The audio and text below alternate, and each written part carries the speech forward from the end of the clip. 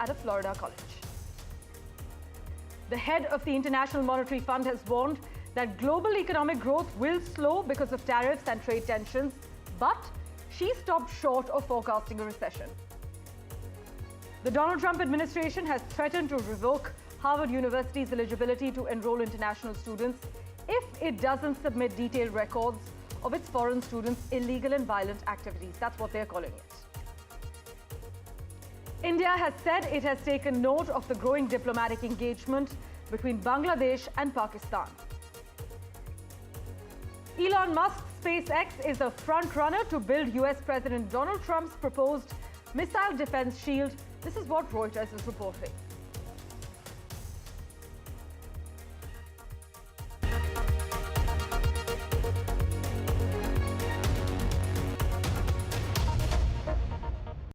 Our big focus, US President Donald Trump has said that the US would 100% strike a trade deal with the European Union during a White House meeting with Italian Prime Minister Giorgia Meloni on Thursday.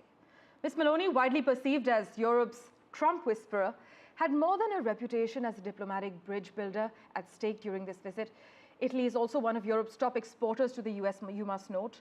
But the two leaders struck a positive note, even as European officials expect most of Trump's tariffs to remain in place, as per reports, with little progress in trade negotiations, at least this week. The EU is considering further retaliatory tools if the tariffs remain, including restricting key exports through the US or targeting American tech firms. Just listen in to what the US President and Italian Prime Minister had to say. Oh, there'll be a trade deal, 100%. Oh, well, you think there won't be? Of course there'll be a trade deal, very much. They want to make one very much, and we're going to make a trade deal. I fully expect it, but it'll be a fair deal. Well, I'm here exactly to work for make the West stronger. For I believe in the West unity, and I think simply we have to talk and find ourselves.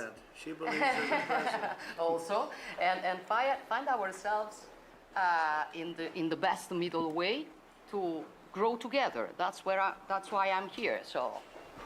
If I wouldn't think it's a reliable partner, I wouldn't be here. Well, for further clarity, joining us live from New York at the moment, Ray Locker. Ray, always a pleasure to see you. Trump has said a US-EU trade deal is 100% happening, but what was the actual substance behind that optimism, Ray? Was there anything concrete beyond this soundbite? No, not really. I mean, he's made many contradictory statements about trade deals and tariffs. On the one hand, he says we're making $2 billion a day in tariff revenue, which is not true. It's more like 250 million. Right. And then he says everybody wants to make a deal with me. Well, if you want tariffs because you want to build up your domestic manufacturing base, then you want to keep tariffs. You don't want them to negotiate them away.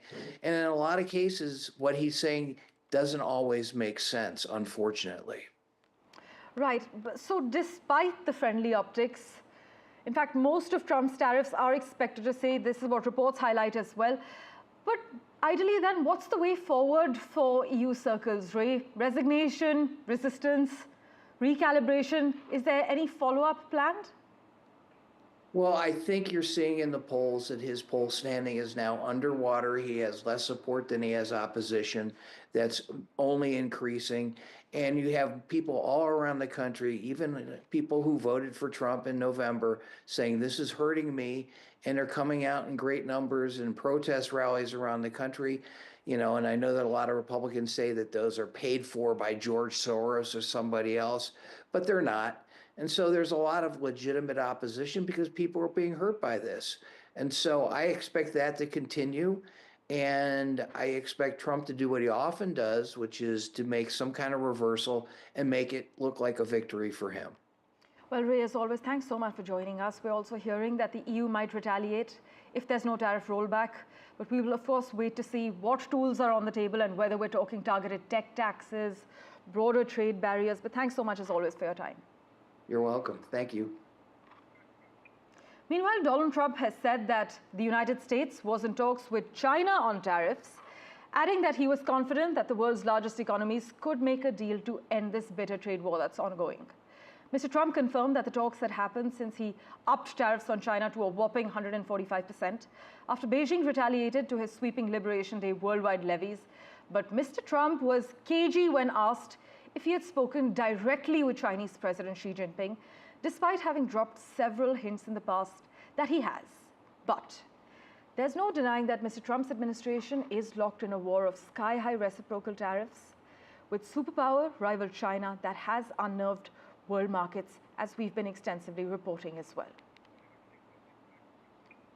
Meanwhile, Donald Trump just lashed out at the Federal Reserve Chair for not cutting interest rates, saying Jerome Powell's termination cannot come fast enough.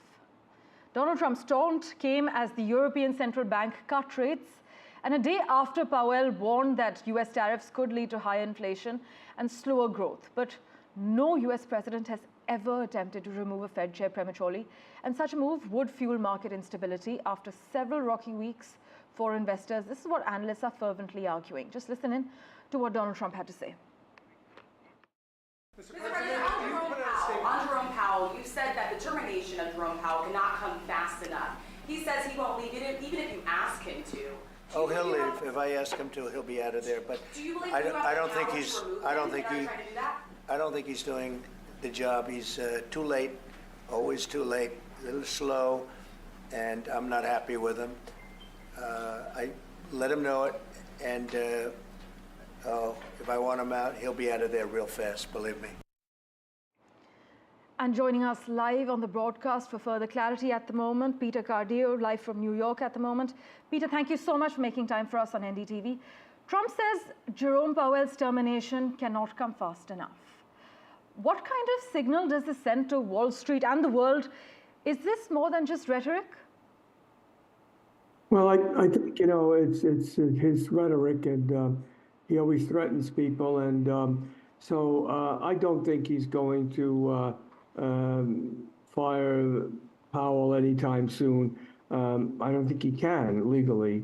And so, you know, it's just rhetoric on his part. He's trying to get a message to the Federal Reserve that he wants rates to come down, even though inflation is still high. He says it's come down, but it's really not.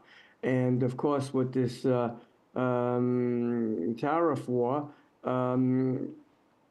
that just means higher inflation. So it would be a mistake for the Fed not to wait and to observe what the effects of the tariffs will be. Right. On the other hand, if he would terminate him, that would be a terrible signal to the markets, not only domestically, but internationally. Right. There would be no more credibility in terms of our foreign debt or our currency. We would have a massive run. Right. Interest rates would go through the roof, and you know, the markets would crash. In fact, Politico reports that this may be about scapegoating Powell for future economic turbulence. Do you see this as a deliberate narrative shift by the administration? I'm having difficulty hearing you. Can you repeat that? I'm saying, do you see this as a deliberate narrative shift by Trump's team and Trump's administration that this may be about scapegoating Jerome Powell for future economic turbulence? No, I think, you know, look, I think the Fed is going to take that wait and see attitude and see what happens. You know, the Fed said, Powell has said many times, and many other Fed members, that that tariff inflation is likely to be transitory. Well, I'm not too sure about that. So therefore, the Fed needs to be very careful. And it's just, you know, a special need for everyone's interest, for the markets, for economic growth, for the Fed not to make a mistake. Making a mistake at this time, I think, would be just horrific for the markets. And again, you know, I don't think that President Trump will act. I think he'll wait for his term to expire, and then, of course, obviously, he will appoint a new chairman. But I think one thing is certain, we know that the US president is quite unpredictable, so one can never say. However, Peter, if you could take our viewers through, how do the markets typically react to such public clashes between the White House and the Fed? Are we already seeing signs of nervousness? Yeah, I think we are, but you know, look, I think this trade war is not going to last too long. I think Trump is going to have to backtrack, as he backtracked already on the reciprocal tariffs. Just today, Bloomberg was reporting that Trump said he was reluctant to put higher tariffs on China because that would stall any potential deal. And so I think, you know, the markets are now beginning to realize that at one point or another, the trade war will end, and it may not end in the favor the way Mr. Trump would like it to end, but there will be some sort of agreements. And I think that holds water for China as well. Well, Peter Cardio, thank you so much for joining us on NDTV. Let's sincerely hope that this trade war doesn't actually last too long. We will, of course, keep in touch with you for regular updates. Meanwhile, the head of the International Monetary Fund has warned that global economic growth will slow because of tariffs and trade tensions, but she stopped short of forecasting a recession. Uncertainty over global trade is off the charts. This is what Kristalina Georgieva has said ahead of the IMF and World Bank meetings just next week. But you know, in its January report, the IMF had projected a 3.3% rise in global GDP this year, boosted by strong US economic growth. But since then, US President Donald Trump's tariff regime has led experts to downgrade their outlooks. Emerging markets with export-driven economies are among the most exposed countries, a new Goldman Sachs analysis has found. In fact, Mexico's GDP is now expected to contract 0.5%. With that, let's turn our attention now to Canada, where leaders were pressed throughout the night on leading Canada through the economic crisis created by US President Donald Trump. I do my own talking points is what Liberal leader Mark Carney said after Conservative leader Pierre Poilievre said that he relies on Trudeau-era staff. Meanwhile, NDP leader Jagmeet Singh has been fighting hard for airtime. Maha Siddiqui has been tracking the latest developments in Vancouver for us. Maha, it's over to you for the latest. Thank you, Parmeshwar. Mark Carney was attacked on all sides by the three other national leaders who were present at the English language debate. The leader of the Conservative Party, Pierre Poilievre, suggested that Mark Carney was nothing but a Trudeau redux and that he was equally, if not more responsible for the economic mess in Canada that had seen inflation levels go up as well as the housing crisis. But a large part of the debate in the beginning was dedicated to Canada's energy security in face of the threat from the United States and the Trump administration, with leaders discussing the East-West pipelines and accusing the Liberal Party of having weakened Canada in the face of the threats coming in from the United States, despite having such huge reserve of natural resources. Mark Carney, on his part, said that in the 3 weeks that he was Prime Minister, he has ensured that he will do away with interprovincial or create circumstances to be able to remove or reduce the interprovincial trade barriers to improve the trading between the provinces in Canada and reduce its dependence on the United States for trade. Let's listen in now to how Mark Carney defended himself. The biggest risk we have to affordability, the biggest risk we have to this economy is Donald Trump. I know it may be difficult, Mr. Poilievre. You spent years running against Justin Trudeau on the carbon tax, and they're both gone, okay? They're both gone. I am focused on increasing the supply of homes and doing that in a way that uses Canadian technology and modular prefabricated housing, that uses Canadian lumber, including in reinforced timber, and uses Canadian workers. And in all respects, we're scaling up to double the rate of home building. Well, with that, let's turn our attention now to the United States, to Florida specifically, where the son of a police officer has opened fire with her former service weapon at Florida State University, killing 2 people and injuring 6 others.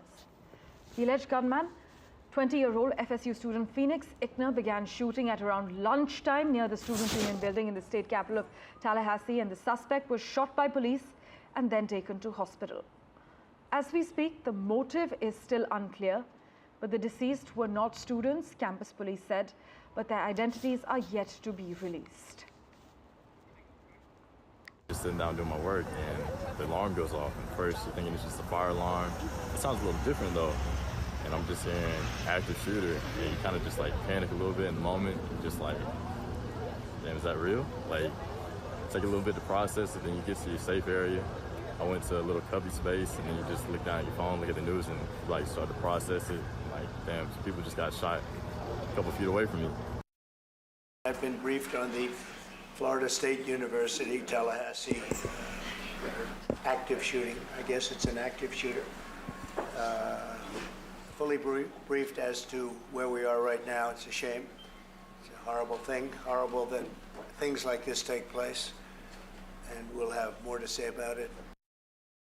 Meanwhile, the Internal Revenue Service is reportedly planning to revoke Harvard's tax-exempt status in what would be a probably illegal move amid Donald Trump's concerted attack on the independence of U.S. institutions of higher education.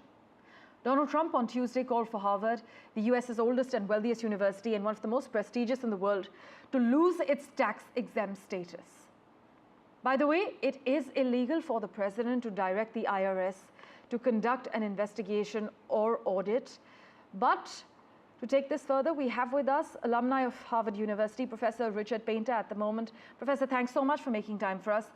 This move is a significant escalation on Trump's attack on Harvard and his aggressive multi-pronged assault on institutions of higher education, really. What do you have to say about it? Well, this is not likely to be upheld in the courts. The IRS can only take away the tax-exempt status of a tax-exempt organization if they violate the Internal Revenue Code. For example, by using some of their funds to assist a political candidate. That would be illegal. Arguably, it's the University of Pennsylvania that may have done that in 2020 to assist Joe Biden with being elected in 2020 with the Penn Biden Center. There were some serious questions about them, but Harvard has not endorsed a candidate or supported a campaign or done anything else that would violate the Internal Revenue Code. And you can't just take away tax-exempt status because you disagree with some of the people who work for Harvard, some of the professors. The Heritage Foundation that has drafted the Project 2025 that the Trump administration is using here throughout the government to restructure the government. The Heritage Foundation is a nonprofit with tax-exempt status. Liberal Democrats hate the Heritage Foundation, but they're never going to be able to take away their tax-exempt status unless they cross the line into assisting a presidential candidate or some other candidate for office or do something else that violates the Internal Revenue Code. I just don't see this with Harvard, Right. That the administration could possibly do this. And it's really an affront to the First Amendment because they're penalizing the university for the speech of its students and faculty. And we have free speech in this country, and we really can't let the president or anyone else try to use tax-exempt status as a weapon to take away free speech. Absolutely, of course. In fact, losing tax-exempt status could ultimately also cause Harvard to lose billions. Many say this will have a grave impact on the university, the students. Donors would no longer be able to take a federal tax deduction on gifts to the university. And it could also have to pay tax on money generated from investment in its endowment. As always, Professor, thank you so much for joining us on NDTV. Thank you for having me. Meanwhile, the Trump administration is appealing efforts by 2 judges to investigate whether government officials defied their rulings over the deportation of migrants to El Salvador. This has escalated a confrontation between the executive and judicial branches.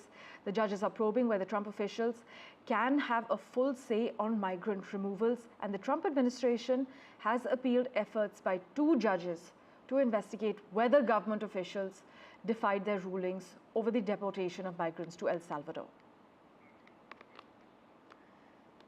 Let's switch tracks now. India has said it has taken note of the growing diplomatic engagement between Pakistan and Bangladesh. In fact, addressing reporters during the weekly media briefing, the Ministry of External Affairs spokesperson Randhir Jaiswal said, "Yes, we have taken note of it." India's reaction comes after Bangladesh and Pakistan resumed Foreign Secretary level talks, Foreign Office consultation in Dhaka. This kind of diplomatic engagement between Pakistan and Bangladesh has happened after 15 years as both nations look to reset their bilateral ties.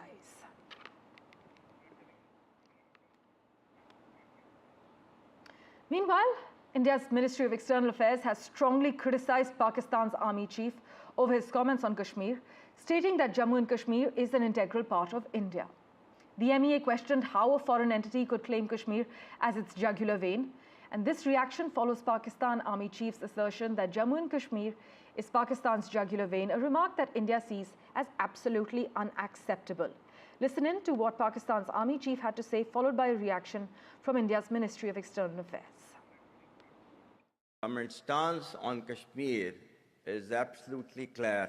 It was our jugular vein. It is our jugular vein. We will not forget it. And we will not leave our Kashmiri brethren in their heroic struggle, what they are waging against the Indian occupation. How can anything foreign be there in a jugular vein? This is a union territory of India.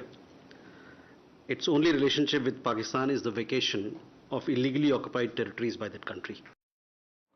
As always, news and updates continue in a moment right after this very short break. Do stay tuned.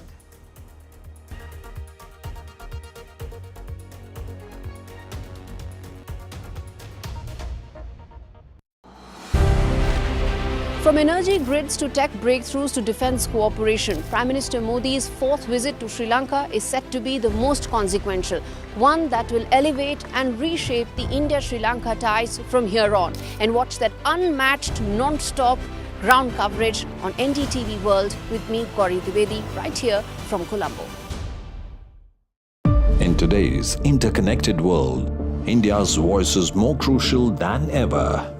When India speaks, the world listens. At NDTV World, we are that voice, bringing you intelligent and insightful news from India and beyond.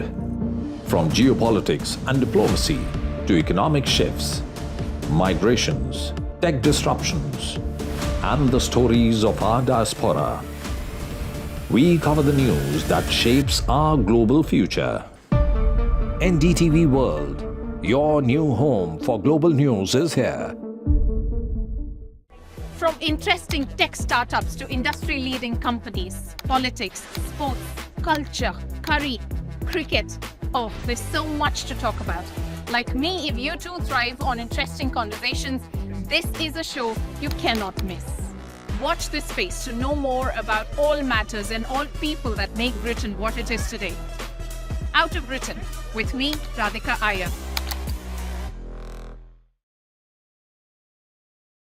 You've been nominated several times for the Grammys, but what it's been like the last 25 years? Because, you know, music is also a fairly competitive field. It's of course, the search to find your identity is there. You want to do that. You want to probably isolate yourself from the noise. But at the end of the day, the arts as a field is also a very competitive space, isn't it? I didn't go into music to become an artist. I'd never imagined I'd make an album. It wasn't why I went into music. I went to music to sing. You know what I would do when I started singing? I became a music beggar. I truly would. I heard for the very first time, I heard Pandit Jasraj.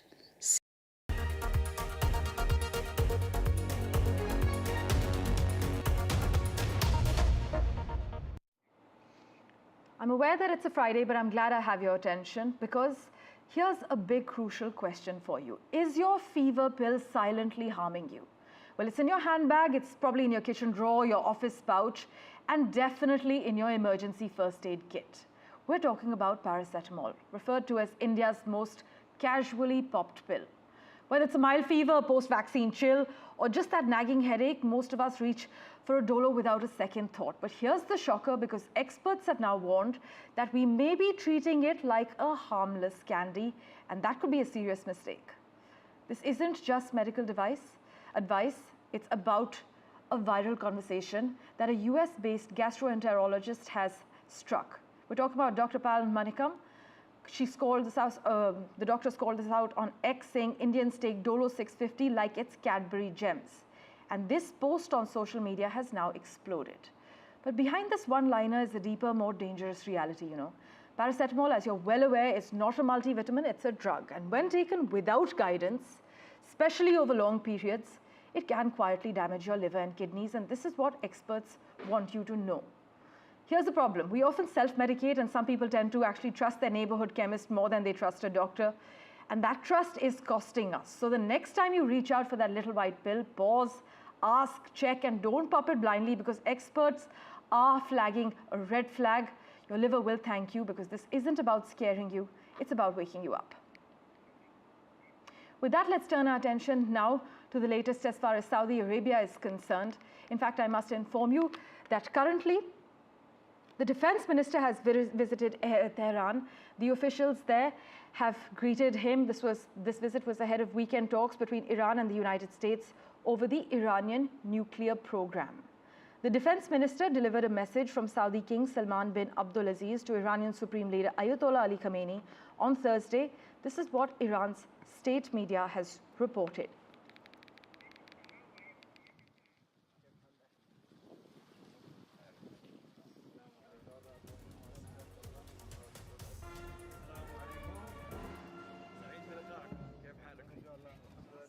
Meanwhile, let's turn our attention now to what the NVIDIA chief was up to. He touched down in Beijing. The chief executive of the American chip maker visited Beijing days after the US issued fresh restrictions on sales of the only AI chip it was still allowed to sell to China.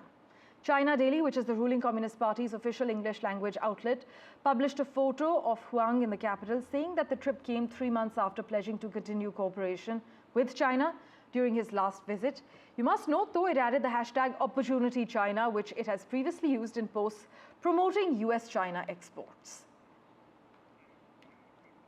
Well, in other news, scientists have found new but tentative evidence that a faraway world orbiting another star may be home to life.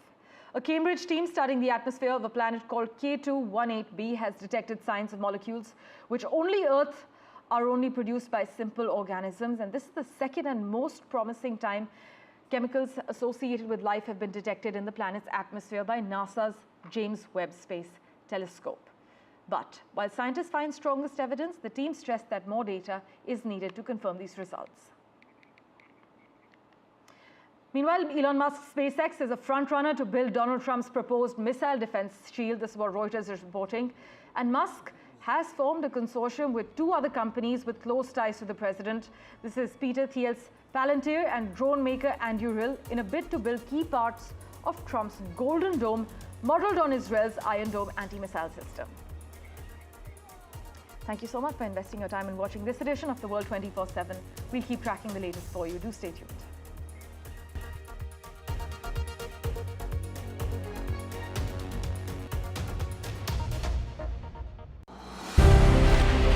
From energy grids to tech breakthroughs to defense cooperation, Prime Minister Modi's 4th visit to Sri Lanka is set to be the most consequential, one that will elevate and reshape the India-Sri Lanka ties from here on. And watch that unmatched, non-stop ground coverage on NDTV World with me, Gauri Dwivedi, right here from Colombo.